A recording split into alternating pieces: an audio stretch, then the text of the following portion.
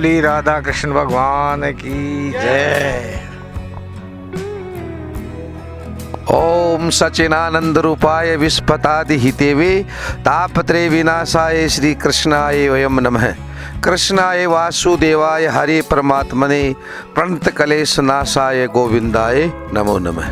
देखो, ये राधा कृष्ण भगवान के नाम से यज्ञ हो रहा है। इसका नाम राधे श्याम यज्ञ महायज्ञ रखा गया है। और आज इस यज्ञ स्थल पर ग्राम के सभी गणमान्य लोग उपस्थित हैं और हमारे पास में विद्युत विभाग के सभी जैन साहब के सानिध्य में सभी कर्मचारी इसका अवलोकन करने के लिए आए हुए हैं और ये तन मन से इस यज्ञ के लिए सेवा कर रहे हैं। जहाँ भी नीचे तार हैं, बिजली संबंधित कोई समस्या है, उसका समाधान ये महीने भर से लग रहे हैं। तो इन सभी विद्युत कर्मियों को भी मैं बार बार साधुवाद देता हूँ कि ऐसी सेवा हमेशा करते रहें। और मैं ग्रामवासियों को भी साधुवाद देता हूँ कि इन्होंने इतना बड़ा आयोजन किया और देखो सुव्यवस्थित रूप से इन्होंने तन मन धन से कहाँ से धन लेकर इकट्ठा करके गांव के उद्धार के लिए, वातावरण शुद्ध करने के लिए इतना बड़ा 108 कुंडे महायज्ञ का आयोजन गांव वालों ने किया। इनके लिए भी हमारे संत समाज की तरफ से इनको साधुवाद देते हैं। और इस यज्ञ के लिए 2 शब्द हमारे रणवीर सिंह जी जागीरदार साहब भी आपको कहेंगे। ये राधे श्याम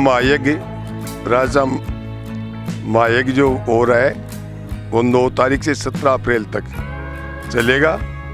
सभी कार्य करीब पूर्ण कर लिया गया है। सभी कार्य करीब पूर्ण कर लिया गया है।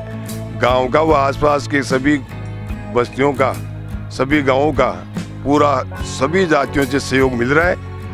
और भंडारा 9 तारीख से 17 तारीख तक 12:30 बजे से सायंकाल तक चलता रहेगा।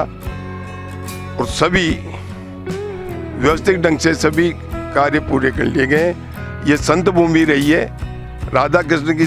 ये जो संत भूमि यहाँ से जो धूनी गई है वो आसपास धूनी भी यहीं से गई हुई है। वो सबसे पुरानी धूनी है आसपास के एरिया की।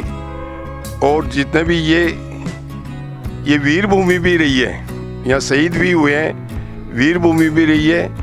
और ये संतों की सबसे बड़ी धूनी आसपास के गांव में ये दिवला राधा कांत जी का मंदिर है, जो महाराज किशनदास जी महाराज के यहाँ के साथी में ये यज्ञ हो रहा है। आपको जय सिंह जी से भी अनुरोध करता हूँ कि ये भी हमारे वरिष्ठ नागरिक हैं, इन्होंने भी तन मन धन से बहुत सहयोग कर रहे हैं। तो 2 शब्द यज्ञ के बारे में कहें। ग्राम दिवराला में 108 राधे श्याम महायज्ञ का आयोजन 9 तारीख से 17 तारीख तक हो रहा है। इस यज्ञ में ज़्यादातर व्यवस्थाएं पूर्ण कर ली गई है।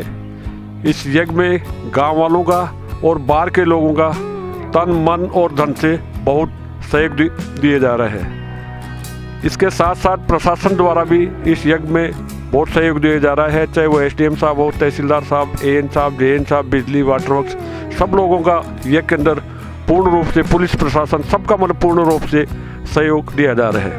इस यज्ञ की व्यवस्थाओं के बारे में जल्दी ही हम लोग एक मीटिंग का आयोजन करने जा रहे हैं, जिसमें कि आगे की व्यवस्थाओं के बारे में भी चर्चा की जाएगी। बाहर के लोग बहुत उत्साह से इसमें भाग ले रहे हैं। जहाँ तक यज्ञ के अंदर बैठने वाले जोड़ों का सवाल है, ये कार्य करीब पूर्ण हो चुका है। उसकी बाकायदा हमारे पास सारी सूचना एकत्रित हो गई है। और जिन लोगों ने भी इस यज्ञ के अंदर जो लोग शामिल हो रहे हैं, बहुत जोर से गांव वाले और बाहर वाले रोज सैकड़ों व्यक्ति यहाँ आते हैं, बाबा जी से संपर्क करते हैं। जहाँ तक इस धूनी का सवाल है, ये अजीतगढ़ से निकलते ही गांव से पहले ही ये राधा कांत जी का मंदिर आ जाता है। पूर्वज लोग कहा करते हैं कि गांव दिवराला की बसावट के अंदर ये देवालय होने से भी इस गांव का नाम दिवराला पड़ा है। ये भी प्राचीन मान्यता है। एक बार इस गांव का सर्वे विशन सिंह जी राजस्थान पत्रिका के संपादक द्वारा किया गया था। उन्होंने भी ये लिखा था कि दिवराला बसने में भी इसके मतलब साइड में ये देवालय होने से भी इस गांव का नाम दिवराला पड़ा है।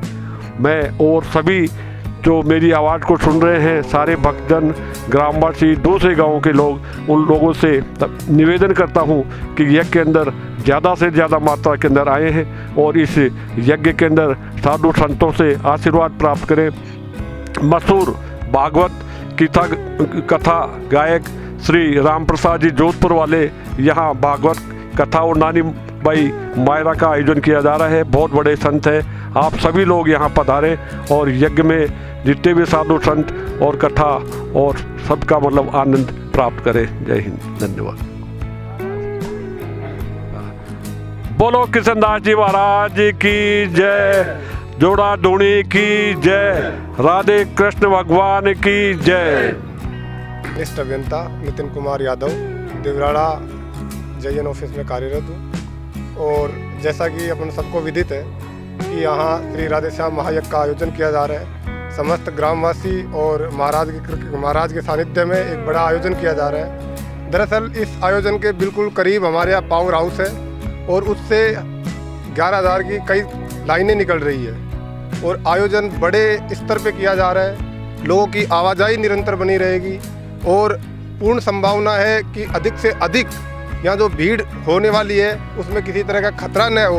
तो इसलिए हम बार बार ये कोशिश कर रहे हैं, लाइनों का अवलोकन कर रहे हैं, हाई रिस्क पॉइंट अटेंड कर रहे हैं ताकि कोई ऐसी समस्या उत्पन्न ना हो और सप्लाई भी हम बराबर मेंटेन कर सकें। और कर्मचारियों को इस बाबत निर्देश दे दिए गए हैं कि इस दौरान पूर्ण सतर्कता बरती जाए, न तो आमजन को कोई समस्या हो और न ही इस पूरे आयोजन के दौरान किसी भी तरह की सप्लाई में व्यवधान उत्पन्न हो। तो हम बार बार निरंतर इस लाइनों का अवलोकन कर रहे हैं। काफ़ी अधिक पॉइंट अटेंड करवा दिए जा चुके हैं अब तक। जो लाइनें नीची थी उनका दुरुस्तीकरण करवा दिया जा चुका है और महाराज के आदेशानुसार और कोई जो पॉइंट या कमियां बताई जा रही है उनके लिए हम बार बार महाराज के संपर्क में हैं, ग्रामवासियों के संपर्क में हैं। जिस भी तरह की समस्या हमारे सामने आ रही है हम उसका तुरंत समाधान करने की कोशिश कर रहे हैं और हम बिल्कुल आपको आश्वासन देते हैं कि विद्युत विभाग की तरफ से आपको किसी भी तरह की समस्या उत्पन्न नहीं होगी और किसी भी तरह का खतरा आपके लिए पैदा नहीं होगा और हर खतरे को आपका समाधान किया जाएगा।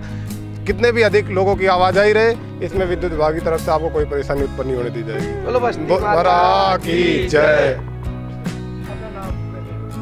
मैं अशोक यादव। हमें युवा लोगों को जो भी कार्य दिया गया है हम युवा लोग मिलकर तन मन धन से पूरा सहयोग करेंगे और 9 तारीख को सुबह कलश यात्रा निकलेगी। 1100 कलश यात्रा, 1100 कलश के साथ में इसमें हमारे कम से कम 20-25 बंदे फूल व पुष्प वर्षा करके पूरे गांव से परिक्रमा होगी, उसमें साथ रहेंगे। धन्यवाद सर।